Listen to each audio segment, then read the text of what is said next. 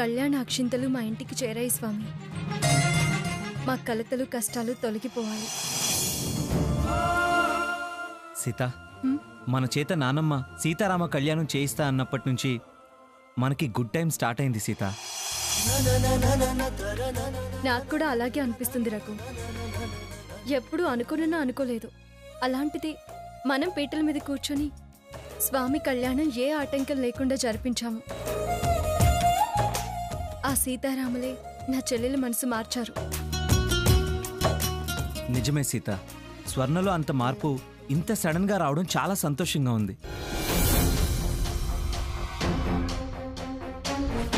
ఈవిడ గారికి ఈ మధ్య వాళ్ల మీద మోజు పెరిగింది. ఎక్కడ మీరిలా ఉండగానే మీ గొప్పలం అవుతావేమో అన్న జలసి. నువ్వు నోరు మూసుకో బాబా. తమరు దరిద్రులు కాబట్టి అందరూ దరిద్రులే అనుకుంటున్నారా? సగం ఆస్తి సంపాదించుకోవాలని ప్లాన్ చేస్తున్నారు. ఎవరేంటో మీకు తెలీదా? మా ముందు వాళ్ళంతా మా స్టేటస్ ఏంటి, వాళ్ళ స్టేటస్ ఏంటి? సీత, ఏమైంది?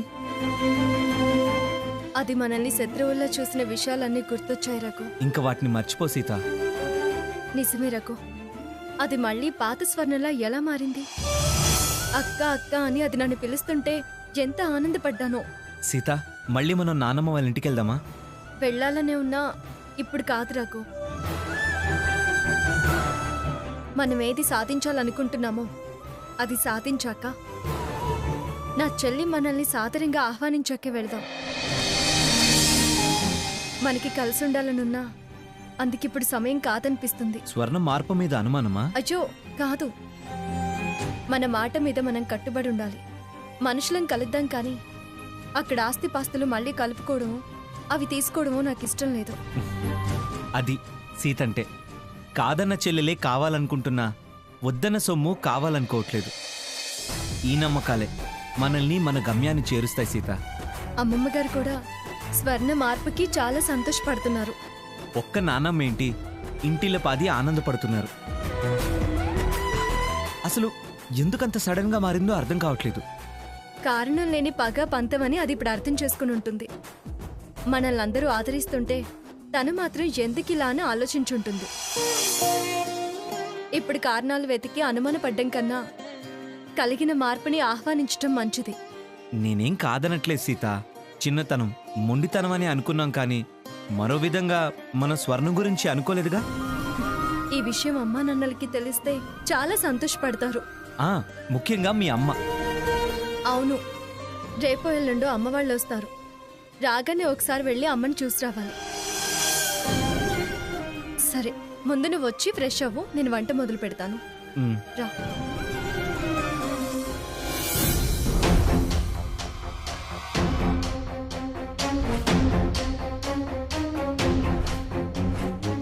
ఏమండి, మీకు నాలాగే అనిపిస్తుందా లేక నిజం అనిపిస్తుందా?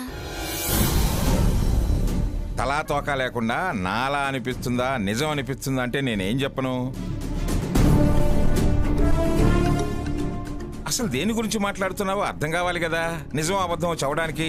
మన మనవరాలు శ్రీమతి పిఠాపురం స్వర్ణలతాదేవి గారి ప్రవర్తన గురించి. ఏ ప్రవర్తన గురించి? విషయం చెప్పక ముందు తల తోక అన్నారు, చెప్పాక మళ్ళీ ఏ ప్రవర్తన అంటారే? అది బొబ్బిలిలో ప్రవర్తించిన తీరు. కొత్తగా నాకు మర్యాదలు ఇవ్వడం, సీత మీద ప్రేమ చూపించడం గురించి. అయినా నీకెందుకు వచ్చిందో అనుమానం? సడన్ గా తిమ్మి బొమ్మి అవుతుందా, తూతూ పెట్ట మీనాపక్షి అవుతుందా? నేనన్నా సీతన్న అలా విసురుకొని కసురుకునేది. చాలా విచిత్రంగా వింజామర్లు తీసుకుని విసిరినట్టు విసిరితే మారిందేమో. మారితే మంచిదే కదా. నిజమైతే మంచిదే, కానీ నాటకమైతే ప్రమాదమని. అనుమానించటం కూడా మంచిది కాదు. కారణం లేని మార్పుని అనుమానించకుండా ఎలా ఉంటాం? ఒకవేళ నాటకమైతే జాగ్రత్త పడాలి కదా. మార్పుకి కారణం ఏమిటి మంగా? క్షణం ఆలోచిస్తే చాలు, మార్పు అదే వస్తుంది.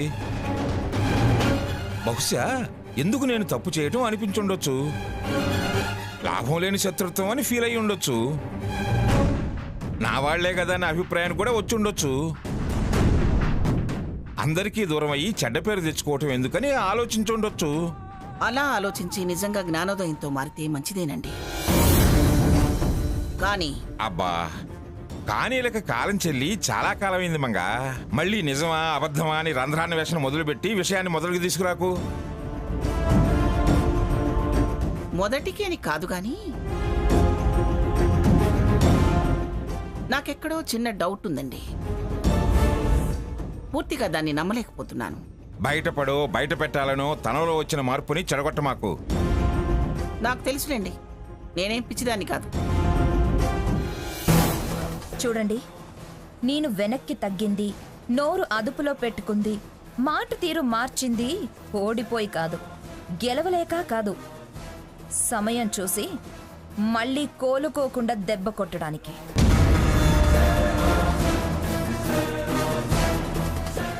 ఎలాగైనా గెలవాలన్న ఆలోచనతో, పంతం పట్టుదల లేందాన్ని కాదు.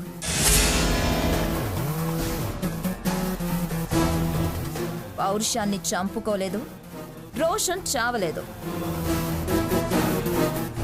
ఎలాగైనా గెలవాలి, గెలిచి తీరాలి. ఒక్క నిమిషం. మరి అది నిజమా ఇది నిజమా అని నన్ను అడగడం దేనికో? జడ్జి గారు కదా అని అడిగాను. మీరు తలూపే జడ్జే కానీ తెగింపున్న జడ్జి కాదని తర్వాత గుర్తుకొచ్చింది. మంగా, నేనెవరనుకున్నారు? స్వర్ణలత, పీఠాపురం స్వర్ణలతా దేవిని.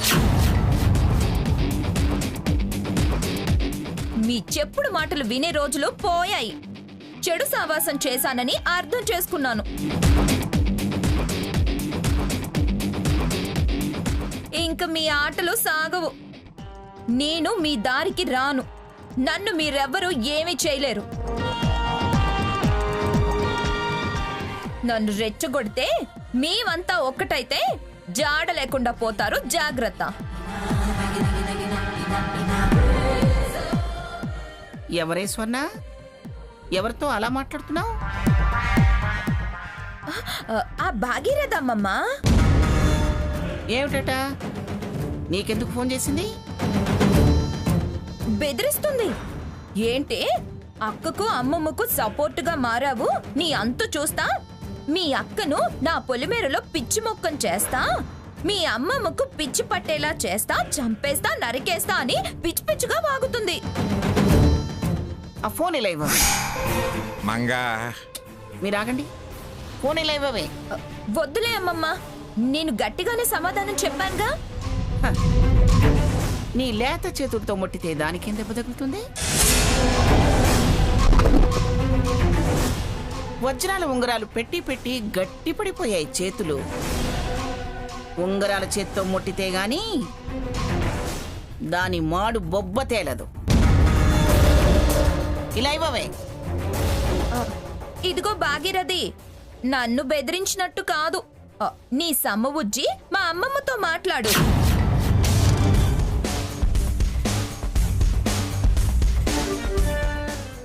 పెంకు తీసి గుజ్జు నలుస్తుంది.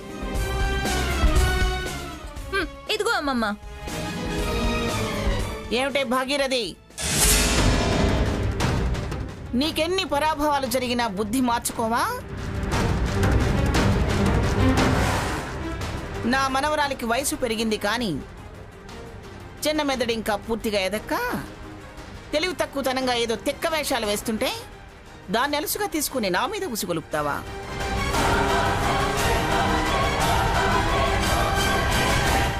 చేయకూడని పనులని దాంతో చేయిస్తావా? చిన్నది, అది పొరపాటు గ్రహించింది, బుద్ధి మనసు మార్చుకుంది.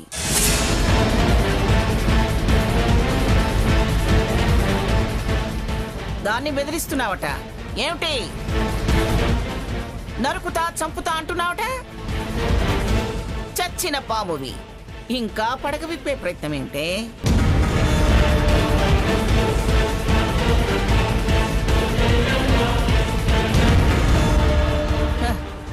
నీ ఊళ్ళో నీ సమక్షంలో రాముల వారి కళ్యాణం జరిపించా. అది నా కెపాసిటీ. నా పవరు పరపతి అంటే అదే. తింగరి వేషాలు వేయకో. తల పండిన దానివి, ముడి వేసుకోవడానికి మాడు మీద జుట్టు కూడా లేకుండా చేస్తాను. మంగమ్మ, కళ్యాణం చేయగానే కార్యం సాధించినట్టు కాదు, మంగళహారతి ఇవ్వగానే ముగిసిపోయినట్టు కాదు. నన్ను తట్టి వైరం కోరి పెంచుకున్నావు. నీ అంతు చూడకుండా వదలను. అంతో గింతో అన్నావంటే కట్టుడు పళ్ళకు కూడా పనికి రాకుండా నీ దవడలు పగల కొడతా. నా జోలికి కానీ నా పిల్లల జోలికి కానీ వస్తే జోలి పట్టుకుని అడుక్కు తినేలా చేస్తాను. చీమునెత్తురు లేనిదానివని, నాతో దేనికి సరితొగలేని దానివని పోనీలే అని వదిలేస్తున్నాను. ప్రగల్భాలు పలకకు మంగా. నువ్వు వదిలేసినా నేను వదలను. చాటుమాటుగా పిల్లకాయల్ని దడిపించినట్టు కాదే, ఎదురొస్తే పులుసు తీస్తా. అయినా సీమ చింతవి, నీకు పులుసు పులుపు ఏ ఉంటాయిలేవే. కావాలని కయ్యానికి దిగితే ముళ్ళు తీస్తా, జాగ్రత్త. అది మారింది. మళ్ళీ దాన్ని నీ వైపు మలుచుకోవాలని ప్రయత్నం చేస్తే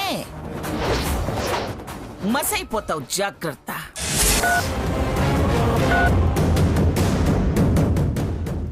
ఇది నిజం కాదు. నన్ను చూసి ప్లేట్ ఫిరాయించింది. దీన్నొక్కంట గమనించాలి. ఇదిగో ఫోను. ఇక నీ జోలికి రాదులే, వెళ్ళు.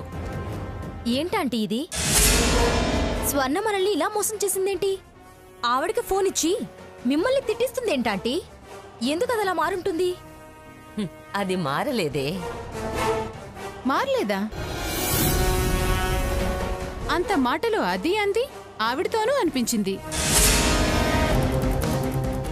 మీరేంటి మారలేదు అంటున్నారు? ముందెలా మాట్లాడిందో విన్నారుగా. అంతలో మంగ పిలిచినట్టుంది. ప్లేట్ ఫిరాయించి నాటకం ఆడింది. నాటకమా? లేదంటీ, నాకది నిజంగా మారినట్టే అనిపిస్తుంది. అనుభవం తక్కువ వాళ్ళు, మీకు అంచనా వేయడం తెలీదే. స్వర్ణ చాలా మొండిది. అక్క మీద కత్తి దూసింది. అంత తేలిగ్గా తగ్గదు, తల వంచదు. మంచి నటిస్తూ నరుక్కొస్తుంది చూడు. సీత ఎదగడం దానికి నచ్చడం లేదు. అలాంటిది అటు చేరి వాళ్ళకి చెయ్యి అందిస్తుందా? చేతులు విరిచే ప్రయత్నంలోనే ఉంటుంది.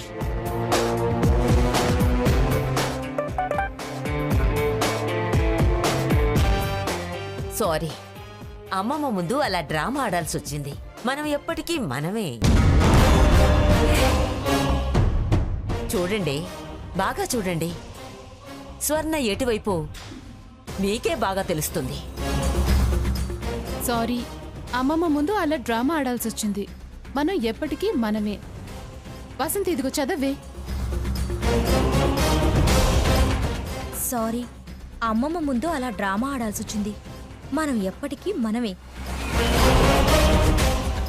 ఇదిగోండి ఆంటీ.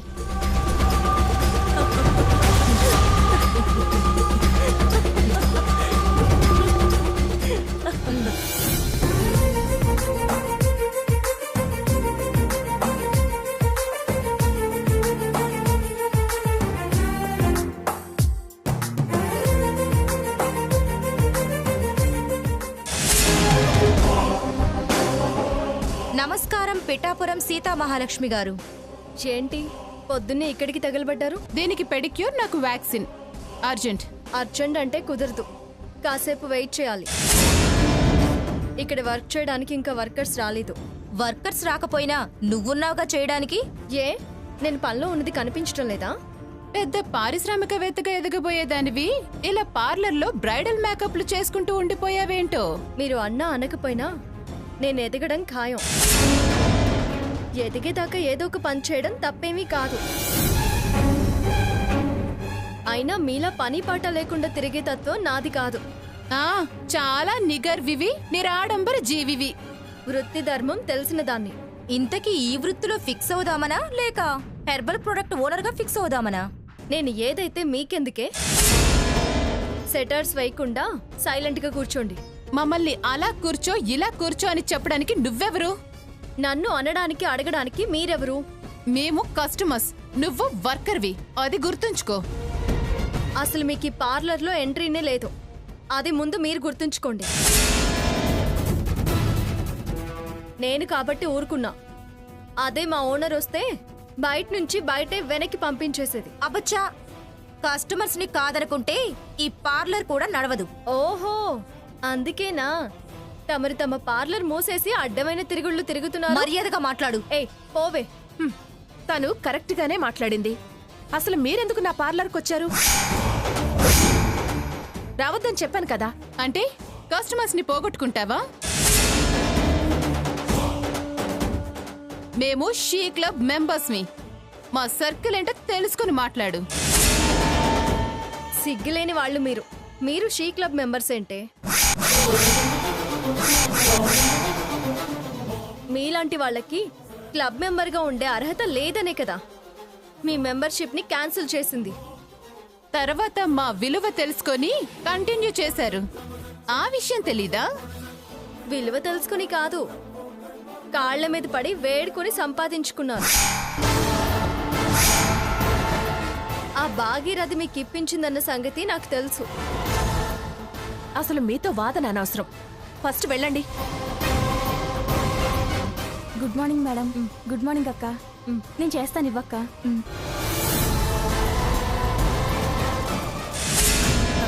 నమస్కారం సార్.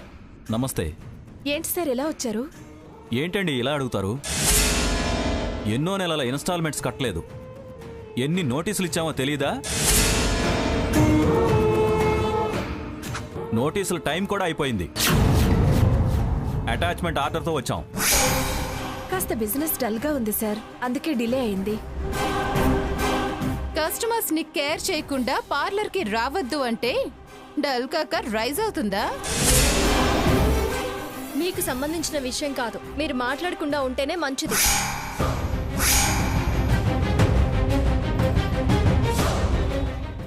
ఏంటి సార్, డిలే అయితే అటాచ్మెంట్ చేస్తారా? అంతే కదా మరి. అటాచ్మెంట్ చేయడానికి కుదరదు. అసలు నీకెందుకే? వాళ్ళ వ్యవహారం వాళ్ళు చూసుకుంటారు. ఇలాంటి పొగరబోతు వాళ్ళకి ఇలా జరగాల్సిందేనే. మీరు నోర్లు ముయ్యండే. మీకేం తెలుసని మాట్లాడుతున్నారు? ఇది మా అక్క పనిచేసే పార్లర్. ఇది అటాచ్మెంట్ అవ్వడానికి వీల్లేదు.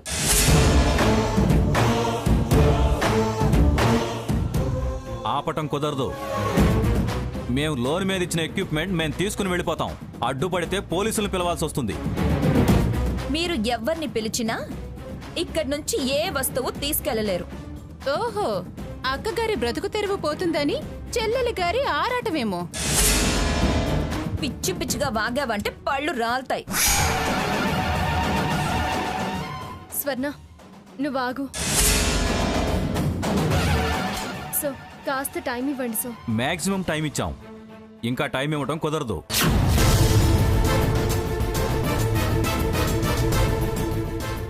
వాళ్ళ డ్యూటీ వాళ్ళని చేసుకొనివ్వండి. లేకపోతే వాళ్ళ విధులకు మీరు అడ్డుపడ్డారని మేమిద్దరమే సాక్షులుగా ఉంటాం. మీరు సాక్షులుగా ఉంటారా?